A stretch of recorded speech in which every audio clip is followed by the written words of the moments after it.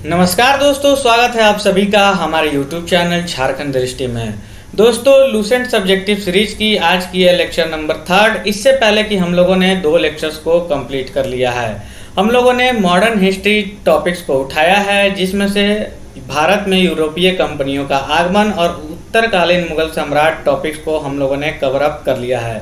अगर आप लोगों में से किन्हीं ने भी वो वीडियो नहीं देखे हैं तो प्लेलिस्ट में जाकर उन वीडियो को अटेंड कर सकते हैं। और साथ ही आशा करता हूं कि आप लोग लेक्चर्स देखने के बाद जैसे मैंने रिवीजन की स्ट्रेटजी बताई है वैसे आप लोग साथ साथ रिवाइज भी करते चल रहे होंगे।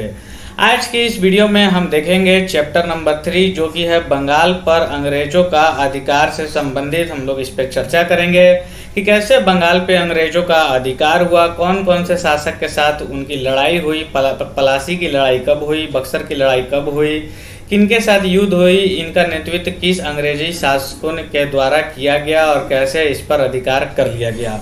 साथ ही वीडियो स्टार्ट करने से पहले बता दूं कि जो बच्चे इस चैनल पर नए हैं वो चैनल को सब्सक्राइब करके बेल आइकन को प्रेस कर ले, ताकि आने वाली वीडियो की नोटिफिकेशन आपको मिलते रहे। साथ ही वीडियो अगर आपको पसंद आती है तो वीडियो पर लाइक ज़रूर करें। आप वीडियो देख तो रहे हैं, लेकिन मुझे ये नहीं पता चल पा रहा है कि आप लोगों को वीडियो समझ में आ रही है या नहीं। तो कम से कम आप जितने भी लोग देख रहे हैं वीडियो को लाइक ज़रूर कर रहे, ताकि मुझे ये समझ में आए कि मुझे ये लेक्चर कंटिन्यू करनी चाहिए या नहीं करनी चाहिए। साथ में बहुत सारे बच्चों की क्वेरी आ रही है, वे व्हाट्सएप पे बार बार मुझसे पूछ रहे हैं कि नोट्स का प्राइस क्या है, नोट्स आप कैसे देंगे, कब देंगे। तो मैं बता दूं कि अभी नोट्स अवेलेबल नहीं होने के कारण सबको यही जवाब मिल रहा होगा कि अभी नोट्स अवेलेबल नहीं है। तो आप कुछ दिन का समय का वेट कर ले। नोट्स को प्रॉपर स्कैन करने में मुझे टाइम लगेगी, जिसमें हिस्ट्री, ज्योग्राफी, पॉलिटी और मिसलेनियस के प्रॉपर आपको नोट्स दे दिए जाएंगे 1 लाइनर फॉर्म में। ठीक है, तो चलिए आज की ये वीडियो स्टार्ट करते हैं और हम लोग देखते हैं बंगाल पर अंग्रेजों का आधिपत्य के कुछ महत्वपूर्ण बिंदुओं को। तो मुगल साम्राज्य के अंतर्गत आने वाले प्रांतों में जो बंगाल था वो सर्वाधिक संपन्न राज्य था। ठीक है, तो मुगल साम्राज्य के अधीन बहुत सारे क्षेत्र आते थे, जिनमें आने वाले प्रांतों में बंगाल भी आता था। तो बंगाल जो है वो सर्वाधिक संपन्न राज्य था मुगल साम्राज्य के अंतर्गत। मुर्शीद कुली खान स्वतंत्र शासक थे बंगाल के, परंतु वह नियमित रूप से मुगल बादशाह को राजस्व भेजा करता था। तो मुर्शीद कुली खान वहाँ का एक स्वतंत्र शासक था, उस पर किसी का अधिकार नहीं था, उस पर किसी का दबाव नहीं था। फिर भी वह नियमित रूप से जो है वह मुगल बादशाह को राजस्व भेजा करता था। मुर्शीद कुली खान ने अपनी राजधानी ढाका से मुर्शिदाबाद, जो भागीरथी के तट पर पड़ती है, वहाँ स्थानांतरित की।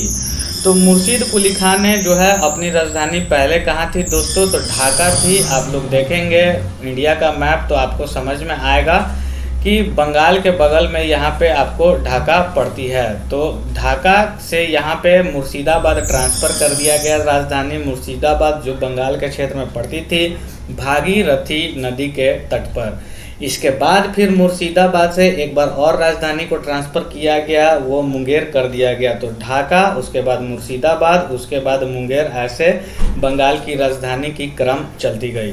तो वो आगे मैं अभी आपको बताऊंगा।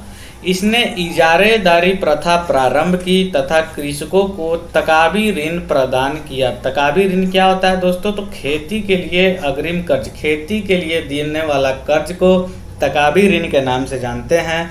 तो इजारेदारी प्रथा और तकाबी ऋण जो है वो मुर्शीद कुली खान के द्वारा शुरुआत की गई।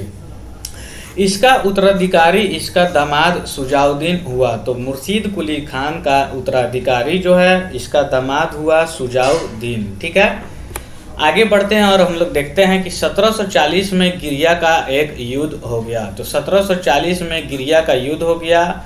गिरिया का युद्ध में सरफराज को मारकर बिहार का एक सूबेदार अरवर्दी खान बंगाल का नवाब बना। तो आप लोग देख सकते हैं पहले मुर्शीद कुली खान था, उसके बाद इसका उत्तराधिकारी सुजाउद्दीन हुआ जो इसका दामाद, उसके बाद सरफराज खान हुआ। तो सरफराज खान को जो है गिरिया का युद्ध में 1739-40 से ये सरफराज खान बंगाल के नवाब रहे और गिरिया का युद्ध छिड़ गया 1740 में। और इस युद्ध में अलवर्दी खान जो कि बिहार का सूबेदार था, उसने सरफराज को मारकर और खुद बंगाल का नवाब बन गया।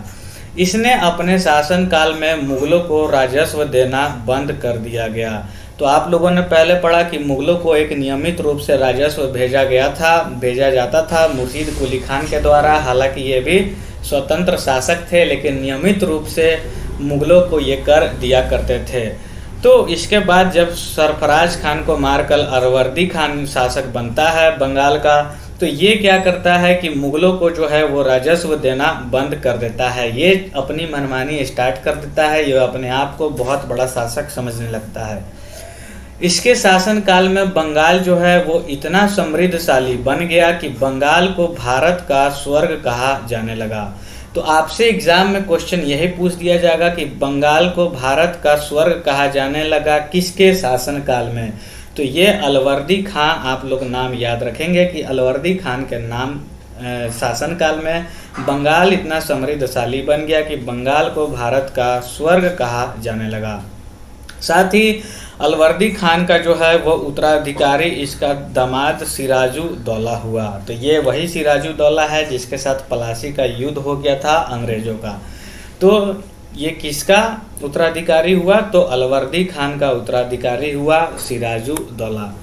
आगे बढ़ते हैं और समझते हैं 20 जून 1756 ईस्वी की बात है। 20 जून 1756 को काल कोठरी की त्रासदी यानी कि ब्लैक होल ट्रेजेडी नामक घटना घट गई। तो 20 जून 1756 डेट आप एग्जैक्ट याद रखिएगा कि ब्लैक होल ट्रेजेडी नाम की घटना घटी। क्या हुआ इस घटना में? तो इस घटना के रचयिता जेड हॉलवेल के अनुसार नवाब सिराजुद्दौला ने 20 जून की रात में 146 अंग्रेज व्यक्तियों को एक छोटी सी कोठरी में बंद कर दिया था। सोच लीजिए 146 अंग्रेज व्यक्तियों को इसने क्या काम किया कि एक छोटी सी कोठरी में बंद कर दिया। अगले दिन सुबह 146 में से केवल 23 व्यक्ति ही जिंदा बचे, जिसे ब्लैक होल ट्रेजेडी के नाम से जाना जाता है। और ये ट्रेजेडी हुई थी 20 जून 1756 को और इसे अंजाम देने वाला था नवाब सिराजुद्दौला। आगे बढ़ते हैं। प्लासी का युद्ध 23 जून 1757 ईस्वी को अंग्रेजों के सेनापति रॉबर्ट क्लाइव वर्सेस बंगाल के नवाब सिराजुद्दौला के बीच हुआ। ठीक है, तो 23 जून 1757 ईस्वी को प्लासी का युद्ध हो गया। और किसके किसके बीच हुआ दोस्तों? तो अंग्रेज और वर्सेस सिराजुद्दौला, आप लोग ध्यान में रखेंगे। अंग्रेज वर्सेस सिराजुद्दौला के बीच हो गई प्लासी की लड़ाई। और ये कब हुई? 23 जून 1757 ईस्वी को ये लड़ाई हो गई। इसमें क्या हुआ? इस लड़ाई में सिराजुद्दौला के बीच हुआ, जिसमें नवाब अपने सेनापति मीर जाफर की धोखाधड़ी करने के कारण पराजित हो गया। तो इसका एक सेनापति था। तो आप लोग समझ सकते हैं कि किसी के भी सेनापति ही अगर उसे धोखा दे दे तो ज़रूर से एकदम बात है कि वो उस लड़ाई को हार जाएगा। तो अंग्रेज़ों ने मीर जाफर को बंगाल का नवाब बना दिया। तो मीर जाफर कौन था? सिराजुद्दौला का सेनापति था। और मीर जाफर के धोखाधड़ी देने के कारण ही सिराजुद्दौला जो है वो प्लासी का युद्ध हार जाता है। और अंग्रेज फिर क्या करता है? धोखाधड़ी देता है, अंग्रेज का साथ देता है। तो अंग्रेज इसे खुश होकर मीर जाफर को जो है वो बंगाल का नवाब बना देता है। हालांकि ये मीर जाफर अंग्रेज़ों के हाथ की कठपुतली होते हैं। आगे देखते हैं अब हम लोग नोट को। प्लासी की लड़ाई में मोहनलाल एवं मीर मदान के नेतृत्व में एक छोटी सेना नवाब के वफादार रही। प्लासी की लड़ाई में जहाँ की मीर जाफर सेनापति जो है वो सिराजुद्दौला को धोखा देता है, वहीं मोहनलाल एवं मीर मदान के नेतृत्व में एक छोटी सेना जो है वो नवाब के वफादार रहती है। और मीर मदान लड़ते हुए मारा जाता है। और प्लासी जो है वो भागीरथी नदी के किनारे स्थित है। तो आप लोग ध्यान में रखेंगे प्लासी कहाँ है? भागीरथी नदी के तट पे। और 23 जून 1757 ईस्वी को ये डेट आपको एग्जैक्ट याद होनी चाहिए। 23 जून 1757 ईस्वी को प्लासी का लड़ाई हुआ, रॉबर्ट क्लाइव वर्सेस सिराजुद्दौला। आगे बढ़ते हैं और हम लोग देखते हैं कि क्लाइव के हाथों की कठपुतली थी। जैसा कि मैंने आपको बताया कि क्लाइव के हाथों की कठपुतली नवाब मीर जाफर को अंग्रेजों ने 1760 ईस्वी में हटाकर उसके दामाद ही थे मीर कासिम, उनको बंगाल का नवाब बना दिया गया।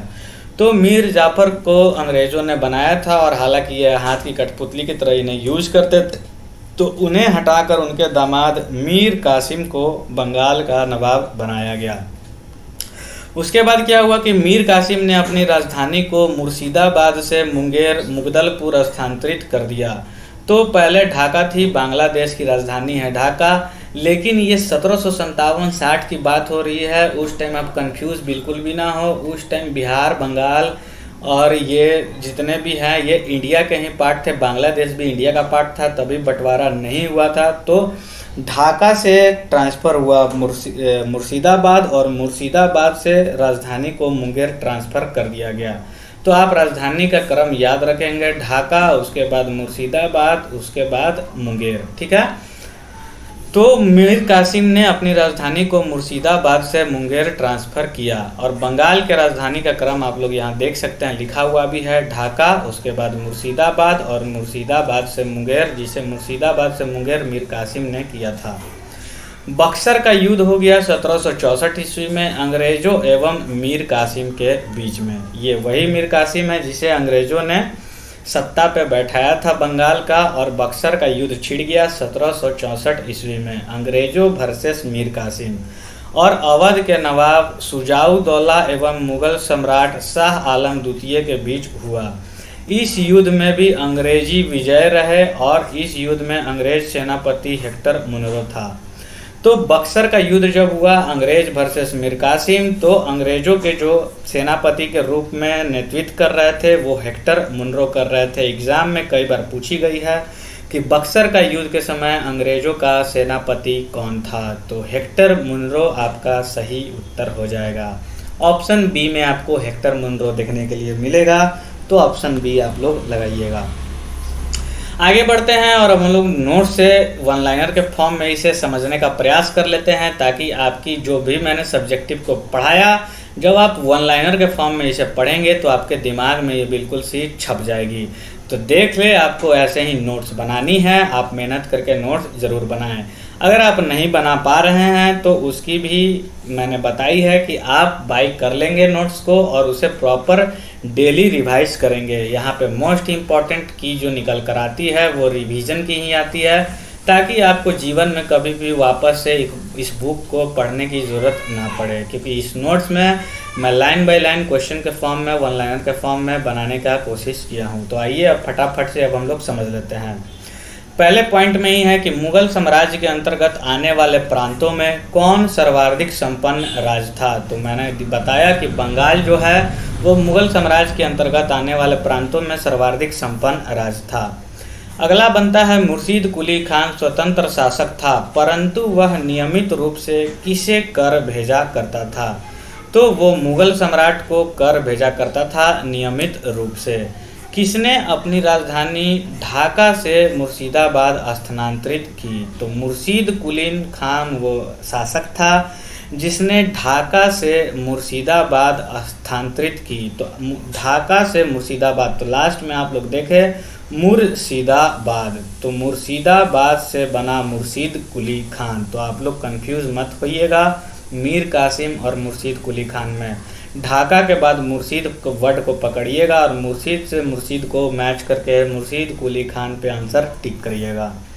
अगला है किसने इजारेदारी प्रथा प्रारंभ की। तो मुर्शीद कुली खान ने की थी इजारेदारी प्रथा, और साथ में तकाबी ऋण का भी शुरुआत उसी ने किया था, जो खेती के लिए कर्ज दिया जाता था, और ये मुर्शीद कुली खान के द्वारा स्टार्ट किया गया था। तो आप लोग देख रहे हैं वन लाइनर फॉर्म में आपको इसलिए याद होगा, रिवीजन करना। आप एक हाथ यहाँ पे रखेंगे, आंसर के समय इसके झांप देंगे और आप रिवाइज करते चलेंगे। और डेली रिवाइज करना आपको, मंडे को पढ़ा तो ट्यूसडे को, फिर वेडनेसडे को भी, थर्सडे को भी, फ्राइडे को भी, सैटरडे को भी। ऐसे जब 10 दिन के बाद आप पहुँचेंगे तो ये चैप्टर आपके 2 से 3 मिनट में रिवाइज हो जाएंगे। अगला है इसका उत्तराधिकारी कौन हुआ। तो सजाउद्दीन हुआ मुर्शीद कुली खान का अगला उत्तराधिकारी। अगला क्वेश्चन है गिरिया का युद्ध कब हुआ। तो 1740 में हुआ था गिरिया का युद्ध, जिसमें सरफराज खान को मार दिया अलवर्दी खान ने, जो बिहार का सूबेदार था और बंगाल का नवाब बन गया। सरफराज को मारकर बिहार के सूबेदार कौन था जो बंगाल का नवाब बना। तो अलवर्दी खान था जो सूबेदार, जो बंगाल का नवाब बना। अगला है किसने अपने शासनकाल में मुगलों को राजस्व देना बंद कर दिया? तो अलवर्दी खान ही था जिसने मुगलों को राजस्व देना बंद कर दिया था। अगला प्रश्न है किसके शासनकाल में बंगाल को भारत का स्वर्ग कहा जाने लगा? तो अलवर्दी खान के शासनकाल में बंगाल को भारत का स्वर्ग कहा जाने लगा। तो भारत का स्वर्ग तो तभी बनेगा जब कोई व्यक्ति वर्दी पहन लेता है। तो वर्दी कौन पहनता है? तो वर्दी जो है वो अलवर्दी पहनता है। तो कोई वर्दी पहनेगा तो वह किसी भी जगह को स्वर्ग बना सकता है, उस पर शासन करके। आप लोग ऐसे इसे ट्रिक से याद रखिएगा। अगला है इसका उत्तराधिकारी कौन हुआ? तो सिराजुद्दौला जो है वो इसका अगला उत्तराधिकारी हुआ, जिसके साथ प्लासी का युद्ध छिड़ गई अंग्रेजों के साथ। अगला क्वेश्चन है ब्लैक होल ट्रेजेडी की घटना कब घटी? तो 20 जून 1756 को, और गवर्नर इसके समय हॉलवेल थे। यहाँ पे अलग से मैंने इसे ऐड किया हुआ है कि उस टाइम गवर्नर जो है वो हॉलवेल थे। तो ये आपको लूसेंट में आगे मिलेगी जब आप आगे पढ़िएगा, लेकिन मैंने इसे यहीं वन लाइनर नोट्स जब बना रहा था तो उस टाइम ऐड कर दिया था। अगला क्वेश्चन है प्लासी की युद्ध की घटना कब घटी? तो 23 जून 1757 ईस्वी को प्लासी युद्ध की घटना घटी। और यह युद्ध किसके बीच हुई? तो अंग्रेज के सेनापति रॉबर्ट क्लाइव वर्सेस सिराजुद्दौला। तो देख लीजिए आप वन लाइनर फॉर्म में, आपको सारी एक एक पॉइंट की नोट्स मिल जाएगी। अगला है सिराजुद्दौला का सेनापति कौन था? तो जिसने धोखाधड़ी के कारण पराजित हुआ। तो मीर जाफर वो ऐसा सेनापति था जिसने धोखाधड़ी कर दी प्लासी के युद्ध में, जिससे सिराजुद्दौला जो है वो पराजित हो गया। अगला क्वेश्चन बनता है प्लासी किस नदी के किनारे है? तो ये भागीरथी के किनारे है प्लासी। आगे बढ़ते हैं क्लाइव के हाथों की कठपुतली नवाब मीर जाफर को अंग्रेजों ने 1760 में हटाकर किसे बंगाल का नवाब बनाया? तो मीर कासिम को बनाया गया, और यही मीर कासिम है जिसने राजधानी को मुर्शिदाबाद से मुंगेर स्थानांतरित कर दिया। तो यही क्वेश्चन था, किसने अपनी राजधानी को मुर्शिदाबाद से मुंगेर स्थानांतरित किया? तो मीर कासिम। अगला है बंगाल के राजधानी का क्रम। तो यहाँ पे देख लीजिए ढाका, मुर्शिदाबाद और मुंगेर। आपसे एग्जाम में डायरेक्ट दे दिया जाएगा और कंफ्यूज कराने के लिए मुंगेर को पहले, ढाका को बाद में, ऐसे करके। तो आपको कंफ्यूज नहीं होना है, ढाका, मुर्शिदाबाद, मुंगेर आपको याद रखना होगा। अगला प्रश्न बन सकता है बक्सर का युद्ध कब हुआ? तो 1764 में हुआ। और देख ले यहाँ भी मैंने गवर्नर को ऐड कर दिया है। ये लूसेंट में आपको अलग से देखने के लिए मिलेगी, लेकिन यहाँ पे आपको ऐड कर दिया गया है कि गवर्नर जो है उस टाइम बंगाल के पेंसी टार्ट रहे थे बक्सर के युद्ध के समय। यह युद्ध किसके किसके बीच हुआ दोस्तों? तो बक्सर का युद्ध अंग्रेज वर्सेस मीर कासिम हुआ, और अवध के नवाब सिराजुद्दौला एवं मुगल सम्राट शाह आलम द्वितीय, इन सभी के बीच हुआ। और यह इस युद्ध में अंग्रेजी सेनापति कौन रहे थे? तो हेक्टर मुनरो रहे थे अंग्रेजों का सेनापति, और यही नेतृत्व कर रहे थे बक्सर का युद्ध में। और इसमें अंग्रेजों की जीत हो गई और मीर कासिम की हार हो गई। उसके बाद अंग्रेजों का आधिपत्य जो है वो बंगाल पे हो गया, और धीरे धीरे वहाँ से अंग्रेज मजबूत होते चले गए और पूरे भारत को उन्होंने गुलाम बना लिया। अगला है द्वैध शासन की शुरुआत कब हुई? तो क्लाइव के समय में द्वैध शासन की शुरुआत हुई 1765 ईस्वी में, और ये समाप्त जो है वो 1772 ईस्वी में हुआ वारेन हेस्टिंग्स के द्वारा। ठीक है, तो द्वैध शासन की शुरुआत बहुत सारे एग्जाम में पूछी गई है, आप लोग ध्यान में रखेंगे। रॉबर्ट क्लाइव के समय स्टार्ट हुई 1765 में, और द्वैध शासन को समाप्त कर दिया गया था वारेन हेस्टिंग्स के द्वारा 1772 ईस्वी में। इसके साथ ही एक और फैक्ट को जान लीजिए कि इलाहाबाद की जो संधि है वो 1765 ईस्वी में हुई। दो संधियाँ हुई थी इलाहाबाद की, एक हुई थी 12 अगस्त 1765 को जो मुगल और अंग्रेजों के बीच हुई, और द्वितीय संधि हुई थी और अवध और अंग्रेज के बीच में जो 16 अगस्त 1765 ईस्वी को हुई थी। तो दोस्तों आज का ये वीडियो यहीं पे समाप्त होता है। आप लोगों को वीडियो कैसा लगा, समझ में आया नहीं, कमेंट ज़रूर करिएगा। अगर आपकी कोई क्वेरी है तो आप कमेंट बॉक्स में पूछ सकते हैं। अगर वीडियो अच्छा लगा हो तो वीडियो को लाइक ज़रूर करें। मिलता हूँ फिर ऐसे इंपॉर्टेंट वीडियो के साथ, तब तक के लिए थैंक यू, धन्यवाद, बाय बाय, टेक केयर।